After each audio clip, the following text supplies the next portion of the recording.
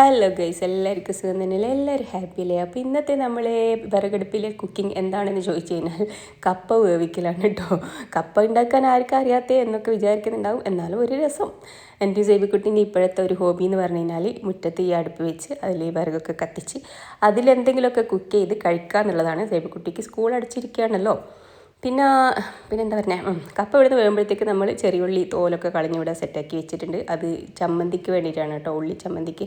പിന്നെ നമ്മൾ ഗ്യാസ് സ്റ്റൗവിൻ്റെ മേലയിൽ വെളിച്ചെണ്ണയിൽ ഉള്ളി, വറ്റൽമുളക്, കറിവേപ്പില, കടുകും കൂടി ഇടേണ്ടതാണ്. കടുക് തീർന്നുപോയി, അതുകൊണ്ട് കടുക് മാത്രം ഒഴിവാക്കിയിട്ട് ബാക്കിയുള്ള സംഭവങ്ങളൊക്കെ വെളിച്ചെണ്ണയിൽ കാച്ചി അപ്പോഴത്തേക്ക് നമ്മൾ കപ്പ ഇവിടെ വെന്ത് കിട്ടി. നിങ്ങൾ വിചാരിക്കുന്നുണ്ടാവും പെട്ടെന്ന് വെന്തതാണ്. അല്ല, കുറേ നേരം കത്തിച്ചതിന് ശേഷം എൻ്റെ കഠിനാധ്വാനത്തിൻ്റെ ഫലമായിട്ടാണ് ഈ കപ്പ വെന്തത്.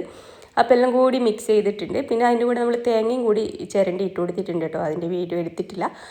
അപ്പോൾ എൻ്റെ പൊന്നോ, പറഞ്ഞറിയിക്കാൻ പറ്റാത്ത ടേസ്റ്റ്. കുക്കറിൽ നമ്മൾ കപ്പ വേവിക്കുന്നതിനെക്കാട്ടി എത്രയോ ടേസ്റ്റ് ഉണ്ട് കേട്ടോ വിറകടുപ്പിൽ ഉണ്ടാക്കിയ കപ്പക്ക്. പിന്നെ നമ്മൾ ചമ്മന്തിയും കൂടി ഇവിടെ സെറ്റാക്കി വരുന്നുണ്ട്. അതിൻ്റെ കൂടെ കാന്താരി മുളകാണ് വേണ്ടത്. പക്ഷേ നമ്മുടെ അടുത്ത് കാന്താരി മുളക് ഇല്ലാത്തതുകൊണ്ട് കുഞ്ഞുള്ളിയും സാദാ പച്ചമുളകും നന്നായി ഇടിച്ചെടുത്ത് നല്ല പച്ച വെളിച്ചെണ്ണ ഒഴിച്ച് ആവശ്യത്തിന് ഉപ്പും ചേർത്ത് നന്നായി മിക്സ് ചെയ്ത് യോജിപ്പിച്ച്. അപ്പോൾ ഈ കപ്പ കഴിക്കാൻ ഒരു പ്രത്യേക ഒരു രീതിയുണ്ട്. അത് ഇതുപോലെ വാഴ ഇലയിൽ ഇട്ട് അതിൻ്റെ സൈഡിൽ കുറച്ച് ചമ്മന്തിയൊക്കെ വെച്ച് കഴിക്കുമ്പോഴാണ് നമ്മളെ ഒരു തനതായ ഒരു ടേസ്റ്റ് വരുന്നത് കേട്ടോ. അതൊക്കെ ഞാൻ വെറുതെ പറഞ്ഞതാണ്, കാണാനൊരു ഭംഗിക്ക് വേണ്ടി വാഴയില എടുത്തതേ ഉള്ളൂ കേട്ടോ. അപ്പോൾ നല്ല ടേസ്റ്റ് ഉണ്ട്.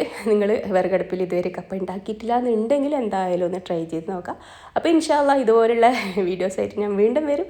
അതുവരെ ബൈ, അസ്സലാമു അലൈക്കും.